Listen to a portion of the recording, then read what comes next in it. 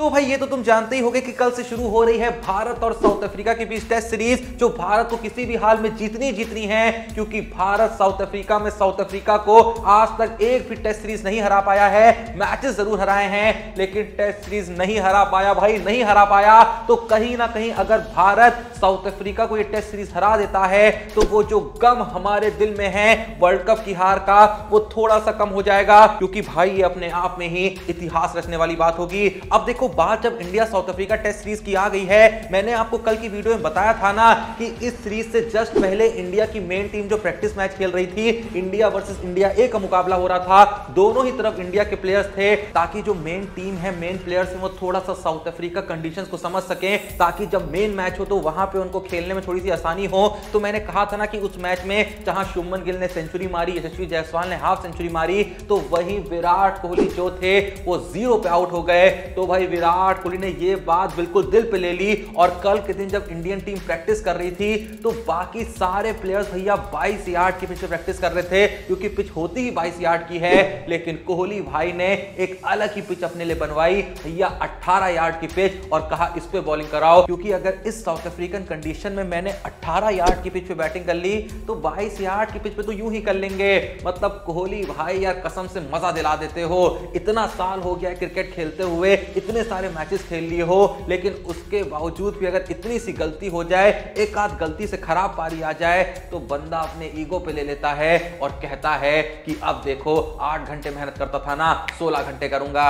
ये भाई आसानी से लोगों में देखने को मिलता नहीं है, लेकिन इसीलिए बाकी लोगों को किंग भी कहां कहते हैं। खैर, किंग से याद आया कि जहां पूरी की पूरी इंडियन टीम इस समय साउथ अफ्रीका में है, वहां प्रैक्टिस तो कर ही रही है, लेकिन सेम टाइम पे साउथ अफ्रीका की खूबसूरती का लुत्फ भी उठा रही है। तो इसी खूबसूरती का लुत्फ उठाते हुए कल के दिन शुभमन गिल ने एक शेर के साथ सेल्फी पोस्ट कर दी। मतलब मुझे तो गिल भाई से ये कहना था कि यार बेकार में उस डुप्लीकेट शेर के साथ क्या सेल्फी लेना, जब खुद आपकी टीम में एक शेर है। कौन? किंग भैया विराट कोहली। खैर आगे बढ़े तो कल के दिन राहुल द्रविड़ ने स्टार स्पोर्ट्स को इंटरव्यू देते हुए एक ऐसा बयान दिया है जो पूरे तरीके से टेस्ट क्रिकेट को ट्रांसफॉर्म करके रख देगा। लेकिन असल ट्रांसफॉर्मेशन तो आपकी जिंदगी का हो रहा है क्रिकेट एनालिस्ट प्रिया के टेलीग्राम चैनल को ज्वाइन करके, क्योंकि वहां पे मिल रही है हर मैच की इतनी एक्यूरेट प्रेडिक्शन कि भाई 10 साल से ज्यादा यहां पे उनको क्रिकेट एनालिस्ट होने का एक्सपीरियंस है। यही रीजन है कि उनकी एक्यूरेसी 90% से भी ऊपर रहती है।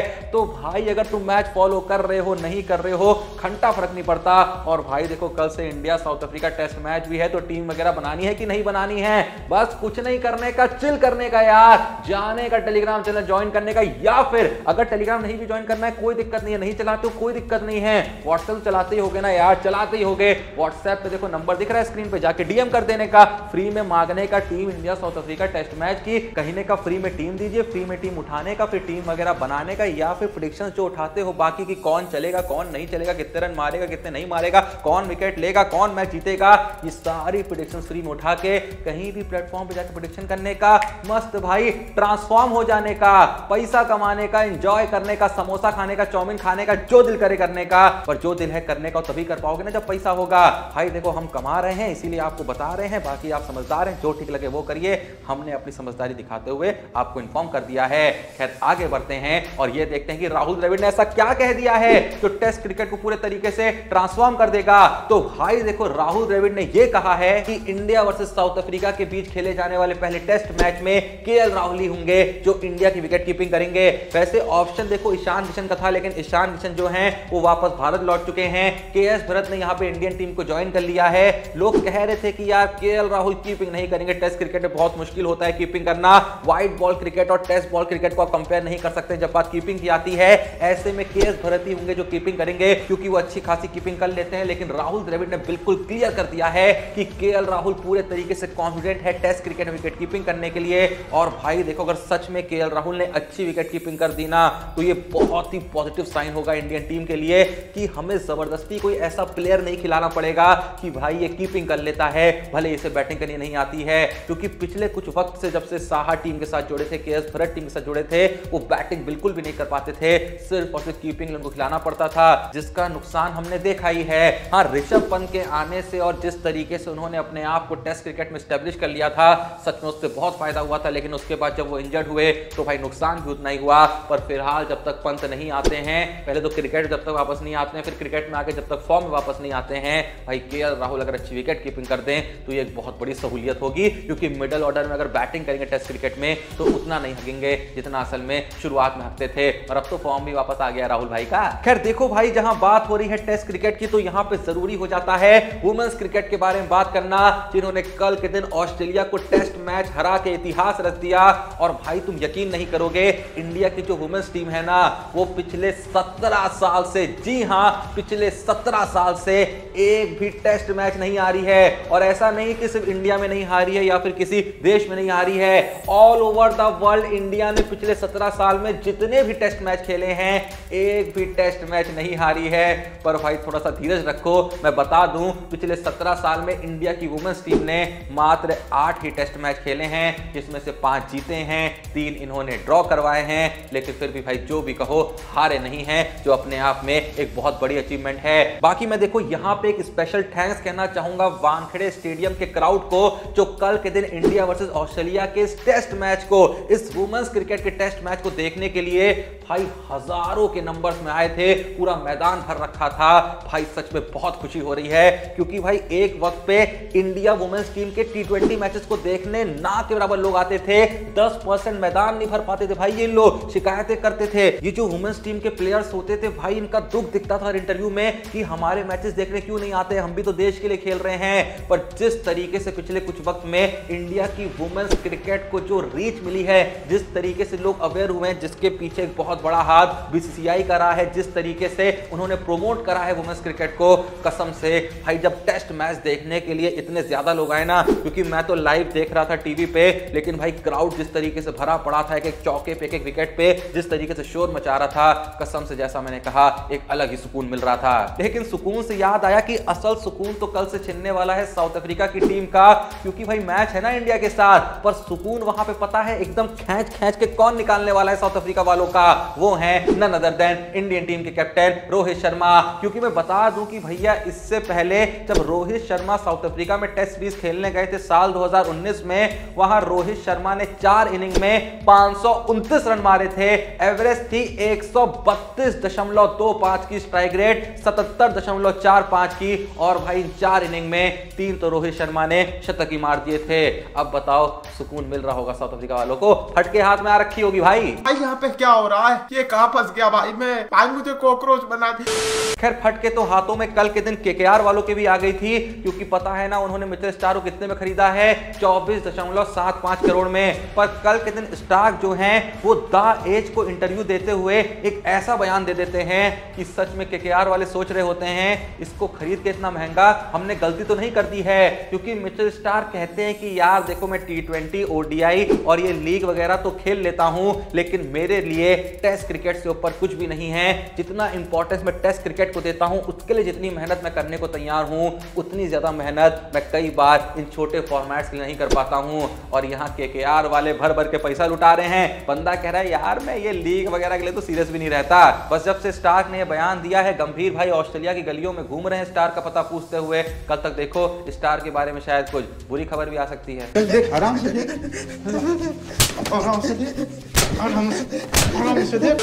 वैसे बुरी खबर आए या ना आए, लेकिन एक अच्छी खबर मैं आपको जरूर दे देता हूं कि इस बात को तुम कंफर्म मान सकते हो कि ऋषभ पंत IPL 2025 में चेन्नई के लिए खेलते हुए दिख सकते हैं। मजाक नहीं कर रहा हूं भाई, सच में खेलते देखने को मिल सकते हैं। खबरें देखो ये बहुत दिन से चल रही हैं कि वो चेन्नई के लिए खेल सकते हैं IPL 2025 में। जब मेगा ऑक्शन होगा वहां पे चेन्नई जो है वो ऋषभ पंत को अपनी टीम में शामिल कर सकती है। लेकिन पता है मेरा भरोसा इस बात पे और ज्यादा इसलिए बढ़ जाता है क्योंकि भाई पंत पता नहीं जहां देखो धोनी भाई के साथ घूम रहे होते हैं, अपलोड होती है धोनी की फोटो, साथ में पंत कहीं ना कहीं खड़े हुए दिखी जाते हैं और कहीं ना कहीं भी नहीं दिखते हैं, धोनी भाई के बगल में दिखते हैं। जहां भाई जो फोटो देखो इस समय, अगर धोनी है तो पंत होंगे, पंत है तो भले ही धोनी ना हो, लेकिन धोनी है तो पंत होंगे। अभी कुछ दिन पहले दोनों दुबई में टेनिस खेलने में लगे हुए थे। कल के दिन वहां न्यू ईयर क्रिसमस वगैरह की पार्टी चल रही धोनी भाई की, वहां भी पंत है। मतलब पंत ने भैया देखो क्लियर ये कह दिया है, शब्दों में नहीं कहा है, इशारों में कह दिया है, यार देखो देखो मेरा स्टेट क्या है, घंटा फर्क नहीं पड़ता, मैं कहां पैदा हुआ था घंटा फर्क नहीं पड़ता,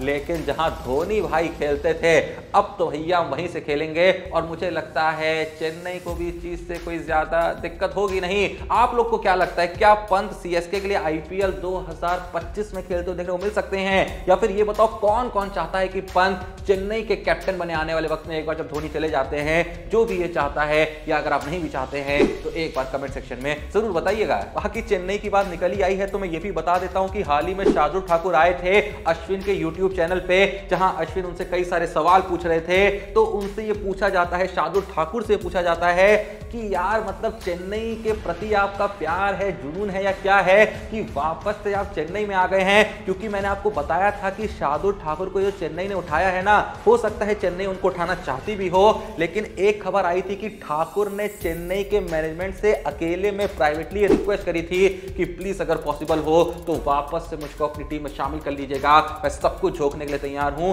तो इसीलिए अश्विन ने उनसे पूछा कि मतलब क्या है ये जुनून? तो शार्दुल ठाकुर कहते हैं कि मैं चेन्नई में बहुत ही शानदार तरीके से परफॉर्म करता था, जो उसके पीछे का सबसे बड़ा रीजन यही था कि मुझे बहुत ही अच्छे से वहां बैकअप किया जाता था, मुझे बहुत ही अच्छे से ये कह दिया जाता था कि चिंता नहीं करने का, हम खड़े हैं ना, खराब मैच जाएगा तब भी खड़े हैं, अच्छा मैच जाएगा तब भी खड़े हैं, तो चिंता नहीं करने का। ठाकुर कहते हैं उसके बाद वो माहौल कभी मिला नहीं, उस तरीके से मुझको बैक नहीं करा गया, तो बस मैं वापस से चेन्नई में जाना चाहता था। ठाकुर इवन ये भी बताते हैं कि जब सीएसके साल 2018 और 21 में आईपीएल जीती थी तो वो असल में सीएसके के लिए हाईएस्ट विकेट टेकर थे। तो बस ठाकुर यही कहना चाहते थे कि यार चेन्नई है, इसीलिए मुझको चेन्नई में जाना है। मैं बता दूं कि इसी इंटरव्यू में शार्दुल ठाकुर ये भी कहते हैं कि अगर आप मुझसे ये पूछेंगे कि मैंने जिंदगी में एक ही जगह पे सबसे ज्यादा शोर कब सुना है, कहां सुना है, तो ठाकुर कहते हैं कि ये शोर मैंने हर मैदान में सुना है आईपीएल के, जब भी एमएस धोनी बैटिंग करने के लिए आते थे। और देखो इसमें कोई नई बात नहीं है, ये तो हम जानते ही हैं। चलिए इसी बात पे मैं आप लोगों से एक सवाल पूछना चाहता हूं कि अगर आपके पास ऑप्शन हो आईपीएल का एक मैच फ्री में देखने का, तो वो मैच आखिर आप किन दो टीमों के बीच देखना चाहेंगे? कौन सी दो टीमें हो जो भिड़ रही हो? तो प्लीज जो भी ये वीडियो देख रहा है इस सवाल का जवाब कमेंट सेक्शन में जरूर दीजिएगा। उसके अलावा जो मैंने आपसे पूछा कौन कौन चाहता है कि पंत